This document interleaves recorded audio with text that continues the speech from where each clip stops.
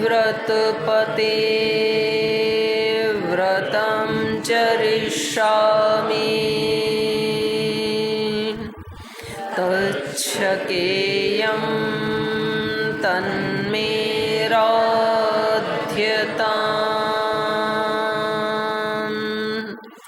इदमहमनृतात् सत्यमुपैमि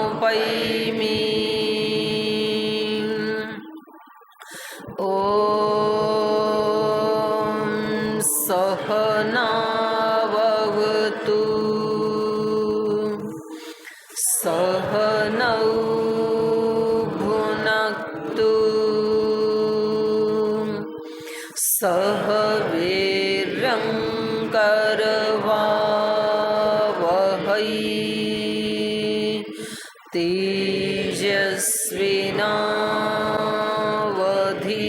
तेजस्विनावधीतमस्तु मा विद्विषावहै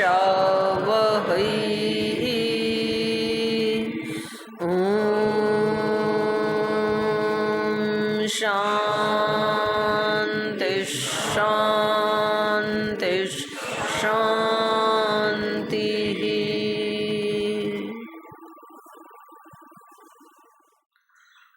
वाल्मीकि रामायण की किष्किंधा कांड का 15वां सर्ग पढ़ रहे हैं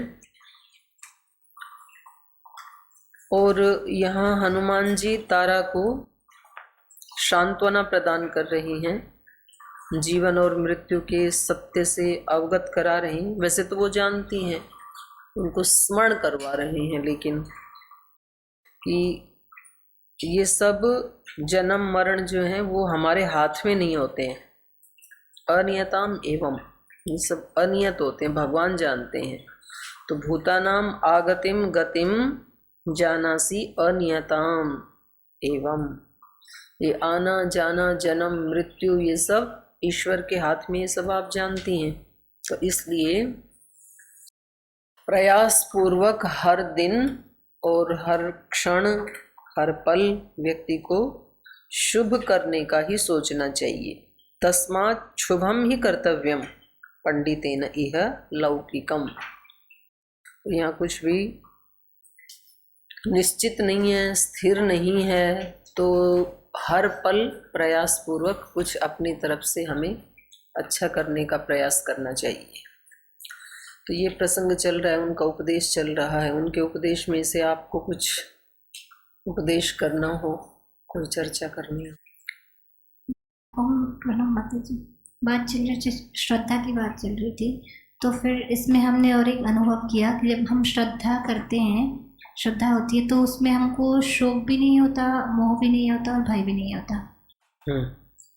और एक प्रश्न आपने पूछा था कि माता को क्यों, मतलब जननी से माता जो है वो प्रथम गुरु माना गया है, शायद इसलिए। क्यों माना? प्रथम गुरु भी क्यों माना और जननी एवं कल्याणी भी क्यों कहा?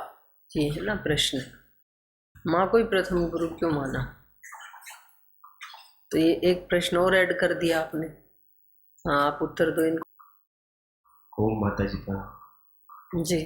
जैसे कि श्रद्धा हमारे जीवन में माँ की तरह कैसे कार्य करे, ये जो प्रश्न था उसमें थोड़ा। माँ की तरह कैसे नहीं, माँ की तरह ही क्यों, मेरा ये प्रश्न था। पिता की तरह क्यों नहीं? जैसे कि माँ शरीर का पोषण करती है, वैसे श्रद्धा हमारे जीवन में आत्मविश्वास और संकल्प का पोषण करती है। वो ठीक है, आप जो कह रहे वो ठीक है। मेरा प्रश्न दूसरा था कि माँ की ही उपमा क्यों दी गई, गुरु की क्यों नहीं दी, पिता की क्यों नहीं दी? वो तो ठीक है, माँ की तरह पोषण करती है, वो ठीक है। उपमा माँ की ही क्यों दी? और भी तो इतने सारे रिश्ते नाते हैं, और कोई बताएगा इसके बारे में? ओम प्रणाम। इसमें ऐसा लग रहा है शायद माता जो होती है प्रीतिपूर्वक बच्चे को सब कुछ ग्रहण करा देती है। कई बार पिता का स्वरूप बहुत कठोर सा होता है, तो इस कारण से भी पिता जो है। ना ना, देख नहीं रहे बाली जैसा व्यक्ति भी अपने पुत्र के प्रति कितना उदार है। पिता तो अत्यंत प्रीति करते हैं, इसलिए तो ईश्वर से भी प्रार्थना की पीते व सूनवे। माता सदा बच्चे के साथ रहती है, तो इस कारण से शायद हो सकता है। हमेशा साथ कहाँ रहती है भाई? मतलब जब तक बाल बुद्धि रहती है उसकी, तब पिता नहीं रहते घर में, दादा दादी नहीं रहते, बाह्य कार्यों में ज्यादा लगे रहते। नहीं, ऐसा नहीं है। तो दादी भी रहती है, नानी भी रहती है माँ से ज्यादा। तो और चिंतन करो, कोई बात नहीं। माँ की ही उपमा क्यों दी? हाँ बोलो, पीछे दो माइक, ये गोरज बताएगा। ओम माता जी, हम्म, मुझे ऐसा लगता है कि श्रद्धा को माँ की उपमा इसलिए दी गई है कि कहा जाता है माता निर्माता भगे। जब श्रद्धा जीवन में आएगी तभी आगे के कार्य हो पाएंगे, इसलिए उसको रूप दिया हुआ है। वो ठीक है आप जो कह रहे हो। मेरा तो प्रश्न दूसरा था कि और किसी की उपमा यहाँ क्यों नहीं दी गई? माँ की ही क्यों दी गई? भाई पिता को भी भगवान के समान समझा गया है ना, पिते व सूनवे वेद में बताया है। मात की भी उपमा दी है, पिता की भी दी है ईश्वर से। पर यहाँ पर व्यास ऋषि ने कल्याण करने वालों में माँ को सर्वोपरि माना है। क्यों? ये था प्रश्न। इसीलिए कहा ना जननी इव कल्याणी। कल्याण तो सबसे ज्यादा गुरुजन करते हैं। माता पिता ने तो जन्म दे दिया बच्चे को, तो कभी तो माँ को तो पता भी नहीं होता है, खुद को ही नहीं पता है कि मनुष्य जीवन का लक्ष्य क्या है। तो वो बच्चे का भी क्या ही कल्याण करेगी? वो कहेगी बेटा पढ़ाई लिखाई करके नौकरी लग जा, शादी कर ले, चुन्नू मुन्नू पैदा कर दे, बस हो गया काम। फिर भी यहाँ पर माँ की तरह कल्याण करने वाली, क्योंकि वैसे मानव जीवन का जो श्रेष्ठतम उत्कृष्टतम जो लक्ष्य है उसकी प्राप्ति में तो गुरु निमित्त बनता है, और कल्याण हमारा उसी में ही है। तो इसके ऊपर आप और चिंतन करो, माँ की ही उपमा क्यों दी गई यहाँ पर? माँ ही सबसे ज्यादा कल्याण करने वाली शक्ति क्यों रखती है? ठीक है, तो और चिंतन करो। और कुछ किसी को बताना पूछना? बोलो। ओम दीदी जी।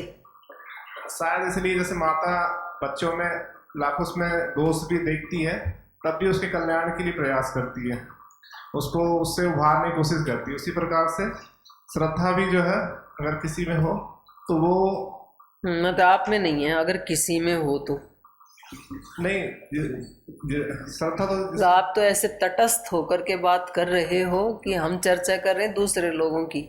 आप ये भी तो कह सकते हो यदि हमें श्रद्धा हो, अपने आप को भी इंक्लूड कर लो। जी जी हाँ, श्रद्धा भी दूसरों के लिए छोड़ रहे हो साधु बन के। यदि हमें श्रद्धा हो तो वो भी जैसे हमारे में दोस्त भी अगर होते हैं तो वो उसको धीरे धीरे उसको दूर करने का प्रयास करते हैं, उससे हम निकल जाते हैं। आया नहीं, इसीलिए कहा गया। शायद जब तक जुड़ेगा आप खुद ही कंफर्म नहीं है कि ये उत्तर ठीक भी है कि नहीं है। शायद कहना अपने आप में ये बता रहा है ये बिना चिंतन किया हुआ उत्तर है। चिंतन पूर्वक उत्तर आएगा इसका, ऐसे नहीं आएगा, मतलब टोरे मारने से नहीं आएगा। गहरी बात है। माता जी प्रणाम। माता जी, गुरु पिता सब जन्म के बाद रक्षा करते हैं, माता गर्भ में भी रक्षा करती है। जब अदृश्य रूप में बालक होता है तो श्रद्धा दृश्य अदृश्य दोनों रूप में शायद हमारे बहुत रक्षा करती है। शायद मत बोल, फंसेगी। आप जो लगता है वो ही बोलो। श्रद्धा थोड़ा आगे बढ़े हो। दृश्य अदृश्य दोनों रूप में वो रक्षा करती है, इसलिए व्यास ऋषि ने श्रद्धा को माँ की तरह कल्याणी बताया। ऐसा माँ को माँ की तरह माँ की उपमा दी है श्रद्धा के साथ। ठीक ठीक, थोड़ा तो आगे बढ़े हो। जी प्रणाम पूज्य। श्रद्धा की उत्पत्ति के विषय में आता है प्रश्नोपनिषद में 6ठे प्रश्न में, वहाँ कहा गया है स प्राणमस्यत प्राणा श्रद्धाम खम वायु ज्योतिरपा पृथ्वी इंद्रियम मनो अन्नम अन्नाद वीर्यम तपो मंत्रा कर्मलोका लोकेशु च नाम स। ये 16 कलाएं गिनाई गई वहाँ कही गई हैं। 16 कलाओं में जो द्वितीय कला की उत्पत्ति बताई गई वो प्राण से बताई गई है। प्राण श्रद्धा वहाँ कहा गया कि प्राण से उत्पत्ति श्रद्धा की होती है। इस दृष्टि से हम कह सकता हूँ कि जो श्रद्धा को इसलिए माँ कहा गया है क्योंकि उसकी उत्पत्ति प्राण से हुई है। और माँ का जो है बच्चे के साथ पुत्र के साथ प्राण से अधिकतम जो है तादात्म्यता रहती है। तो माँ प्राण थोड़ी प्रदान करती है, लेकिन पालन की दृष्टि से देखा जाए तो अत्यधिक जो संबंध रहता तादात्म्यता रहती है वो पुत्र तो के इन्होंने साथ। बताया ही है। तो इस दृष्टि से मैं कह आपको खोज बताऊं किसकी करनी है? आपको खोज ये करनी है कि माँ में कौन कौन सी शक्तियां होती हैं। अभी आप मोटी मोटी शक्ति की तो खोज कर रहे हैं, बढ़ रहे हैं आगे, जो उत्तर दे रहे हैं सारे ठीक ही दे रहे हैं आप, लेकिन और थोड़ा आगे बढ़ना है आपको। तो आपको थोड़ा सा ध्यान लगा के ये अन्वेषण करना है कि माँ की कौन कौन सी शक्तियां होती हैं, जिसको शास्त्रों में माँ कहा। अब यूं तो बच्चे पैदा तो पशु पक्षी भी करते ही हैं, तो माँ की संज्ञा उससे और थोड़ी सी ज्यादा आगे बढ़ करके है। तो कोई बात नहीं, सही सोच रहे हो, सही दिशा में जा रहे हो। और निकलेगा कुछ, मंथन करो, रत्न निकलेंगे मंथन करने से। और किसी को बताना है पूछ लें। चलो आगे, चलिए आगे पढ़ते हैं। यदयम न्याय दृष्टार्थः साम दान क्षमा पर गतो धर्म जिताम भूमिम नैनम शोचितुम अर्हसि। 6ठे श्लोक में बता रहे हैं यदयम न्याय दृष्टार्थ साम दान क्षमा पर। अब ये इनके बारे में बता रहे हैं, बाली के बारे में कह रहे हैं कि ये जो बाली थे ये साम दान और क्षमा इनका अपने जीवन में आश्रय लेकर के, तो मतलब साम दान तो ठीक है, राजा के फर्ज हैं ही, पर यहाँ क्षमा परायण भी थे ये कह रहे हैं। तो ये थोड़ा सा ऐसा गुण है जो एक धर्म से जुड़ा हुआ है। दान और क्षमा धर्म से जुड़ा हुआ, और साम जो है वो तो राजनीति से जुड़ा ही हुआ है ही है। और ये न्याय का पालन करने वाले थे। ये जो बाली हैं ये न्याय दृष्टार्थ है, न्याय की दृष्टि रखने वाले थे। साम दान क्षमा पर, साम दान और क्षमा करना। तो यहाँ ये भी पता लगता है, जो हम कल चर्चा कर रहे थे, मृत्यु के बाद किसी के अवगुणों को नहीं देखा जाता बल्कि उसके गुणों की ही चर्चा की जाती है। तो यद्यपि ये इतनी ज़्यादा क्षमा इनके जीवन में दिखती तो नहीं है। अगर क्षमा परायण होते तो फिर सुग्रीव को क्षमा कर देते, और वैसे सुग्रीव का कोई बड़ा अपराध था भी नहीं।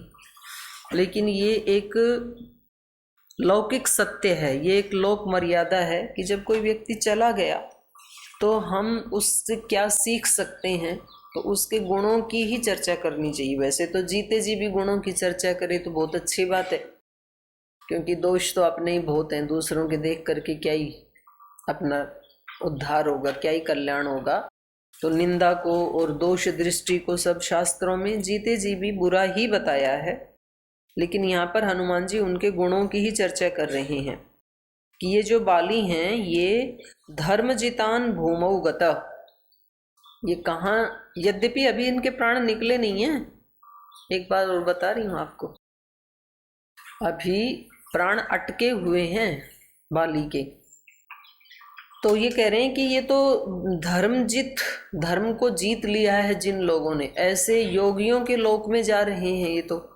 धर्मजितान भूमिम गत न एनम शोचितुम अर्हसि। अगर कोई हमारा संबंधी, कोई हमारा प्रियजन जहाँ हम रहते हैं उस स्थान से किसी अच्छे स्थान पे जाता है तो हमें खुशी होती है कि दुख? खुशी होती है। किसी का बच्चा भारत में गरीबी में जी रहा है और पता लगा कि उसकी अमेरिका में अच्छी कंपनी में नौकरी लग गई, और फिर वो जब अमेरिका जाने लगता है तो खुशी होती है कि दुख? खुशी होती है। मतलब मोह के कारण थोड़ी देर के लिए चलो परिवार वालों की आंखों में आंसू आ सकते हैं, लेकिन अंदर से तो खुशी ही होती है।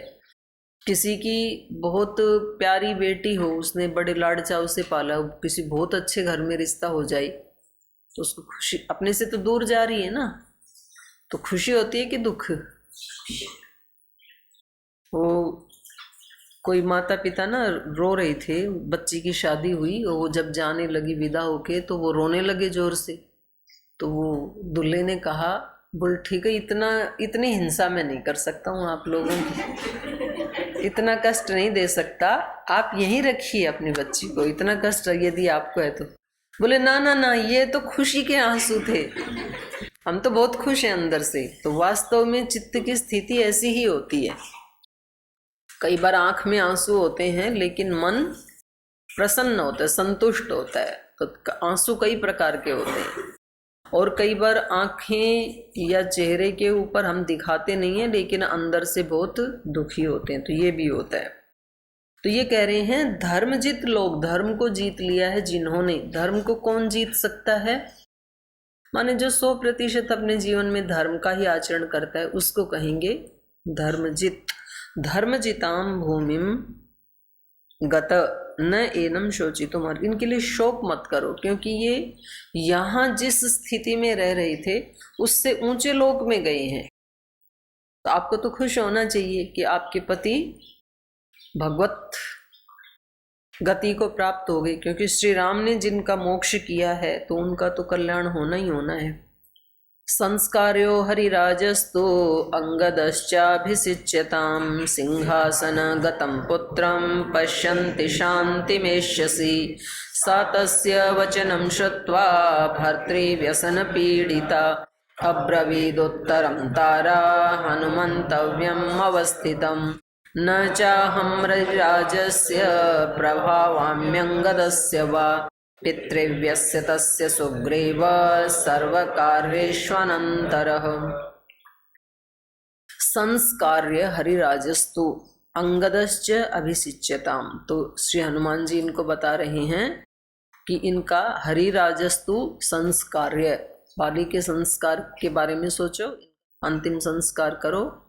अंगदश्च अभिषिच्यताम सिंहासन गतम पुत्रम पश्यन्ति शांतिम एष्यसि। अंगद का राज्याभिषेक करने की बात सोचो, क्योंकि अब बाली नहीं है तो अगला राजा अंगद को बनाओ। सिंहासन गतम पुत्रम पश्यन्ति। जब आप सिंहासन पर बैठे हुए अपने पुत्र को देखेंगी तो शांतिम एष्यसि, आप शांति को प्राप्त हो जाएंगे, आपका दुख दूर हो जाएगा। इसलिए अपना ध्यान इधर से हटाओ, बाली की तरफ से इधर लगाओ। तो ये इसी को तो अभ्यास कहा ना योग दर्शन में। अभ्यास किसको कहा है? चित्त की जो प्रशांत वाहिता स्थिति है, सुखदायी स्थिति है, उसके लिए यत्न करना, उसी को तो अभ्यास कहा। सूत्र बोलो। उस स्थिति में स्थित रहने के लिए यत्न करना, यही अभ्यास है। तत्र स्थितौ यत्नोऽभ्यास। सा तस्य वचनम श्रुत्वा भर्तृ व्यसन पीड़िता। तो जब श्री हनुमान जी उनको इस प्रकार से उपदेश दे रहे हैं तो भर्तृ व्यसन पीड़िता, अपने पति के, भर्ता के देहावसान से पीड़ित हैं, मृत्यु से जो पीड़ित हैं, वो सा वह तारा तस्य वचनम श्रुत्वा अब्रवीत। हनुमान जी की बातों को सुनकर के कहने लगी, उत्तरम तारा हनुमंतम अवस्थितम। अवस्थित होकर के वो हनुमान जी को उत्तर देती हैं, उनके वचन को सुन करके थोड़ा समीप जो खड़े हुए हैं, अवस्थितम जो तारा के समीप ही स्थित हैं, ऐसे हनुमान जी को वो उत्तर देती हैं। न चाहम हरिराजस्य प्रभवाम्यंगदस्य वा पितृव्य तस्य सुग्रीव सर्व कार्येषु अनंतरः। तो देखो यहाँ उनका जो चरित्र है ना, उसमें ये दिखाई दे रहा है कि बहुत समझदार माता है। नहीं तो ऐसे समय में, क्योंकि व्यक्ति का जब शोक से युक्त या मोह से युक्त चित्त होता है तो वो उसको ठीक ठीक सूझ पड़ता नहीं है। लेकिन जीवन भर जिनके अभ्यास वैसे रहे हैं तो उनको कठिन समय में भी वैसा ही चिंतन सूझता है। जैसे माता कौशल्या का चरित्र भी आप देख सकते हैं। अब जैसे माता कैकेयी को मंथरा ने कुछ बताया, निमित्त तो कोई ना कोई बनेगा, तो उनका चित्त तो विचलित हो गया। उन्होंने कहा अच्छा, राम का राज्याभिषेक होगा और मेरे को तो फिर दासी जैसे रहना पड़ेगा, इनके अंडर में रहना पड़े। उनका चित्त विचलित हो गया। लेकिन जब माता कौशल्या को पता लगता है कि आपके पुत्र को राज्य की बजाय वनवास का आदेश हुआ है, वो वन में जाएंगे, तो उन्होंने आपा नहीं खोया। दुखी होना एक माँ की दृष्टि से वो एक अलग बात है, दुखी तो हुई वे, लेकिन उन्होंने कोई भी ऐसा कार्य नहीं किया जो अधर्म पूर्वक हो, धर्म विरुद्ध हो। ऐसा नहीं किया उन्होंने, कोई षड्यंत्र नहीं किया। क्यों? क्योंकि वो योगिनी है, क्योंकि वो तपस्विनी है, क्योंकि वो प्रतिदिन उसका अभ्यास करती हैं। तो बहुत लोग बोलते, बोले अंतमति सो गति। मैं ये बता रही थी कि जो जीवन भर के अभ्यास होते हैं वही अंतिम समय में भी होता है। तो तारा यहाँ भले ही एक ऐसी परिस्थिति को प्राप्त हो गई हैं जो बहुत उसको कष्ट देने वाली है, लेकिन तो भी निर्णय वो धर्मपूर्व, क्योंकि अब तो हनुमान जी स्वयं ऑफर कर रहे हैं कि आप अपने पुत्र का राज्य अभिषेक करवाओ, उसको सिंहासन पे बिठाओ। तो भी वो क्या कह रही हैं, न च अहम हरिराजस्य प्रभवामि अंगदस्य वा, ना तो मैं इनका संस्कार कर सकती हूँ बाली का, क्योंकि मेरा काम नहीं है ये, और न तो अंगदस्य वा, ना तो अंगद का राज्याभिषेक कर सकती हूँ, बल्कि तस्य सुग्रीव पितृव्य सर्व कार्येषु अनंतर, इसके बाद, अनंतर माने बाली के बाद, बाली के बाद सब कार्यों का निर्णय लेने का काम किसका है, इनके पितृव्य का, इनके चाचा का, अंगद के चाचा जी का काम है, ये सुग्रीव जी का काम है, क्योंकि ये धर्म को जानने वाली हैं। तो ये कह रहे हैं धर्म के अकॉर्डिंग अगला राजा कौन होना चाहिए, सुग्रीव होना चाहिए, अंगद नहीं। तो ये अगले राजा सुग्रीव होंगे और ये ही इनकी अंत्येष्टि का बारे में सोचेंगे, कैसे करना है, कितने सम्मान से करना है या सामान्य करना है, ये सब निर्णय मैं नहीं ले सकती हूँ। और अंगद को क्या पद देना है, उनके बारे में, उनके कल्याण के लिए क्या सोचना है, ये सब कार्य करने का दायित्व किसका है, सुग्रीव का है। तो व्यक्ति को इस श्लोक से या यहाँ तारा का जो चरित्र है उससे हमें ये सीखने को मिलता है, कैसी भी कठिन परिस्थिति में भी व्यक्ति को धर्म का परित्याग नहीं करना चाहिए। लौकिक दृष्टि से कुछ छिनता हुआ भी दिखाई दे रहा हो भले ही, तो भी धर्म का ही आचरण करना चाहिए, क्योंकि धर्म सबसे बड़ा है। तो आज इस सर्ग के साथ ही कक्षा को भी विराम देते हैं। 16वां सर्ग फिर हम कल पढ़ेंगे।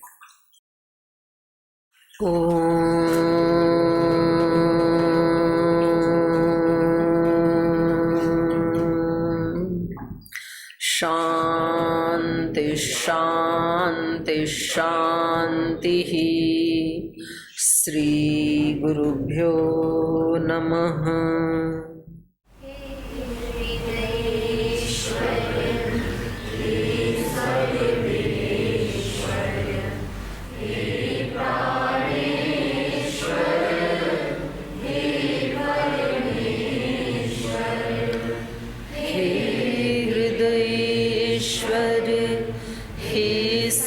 सर्वेश्वर हे प्राणेश्वर हे परमेश्वर हे समर्थ हे करुणा सिंधु हे समर्थ हे करुणा सिंधु विनती करो विनती स्वीकार करो। भूल दिखा कर उसे मिटा कर, भूल दिखा कर उसे मिटा अपना प्रेम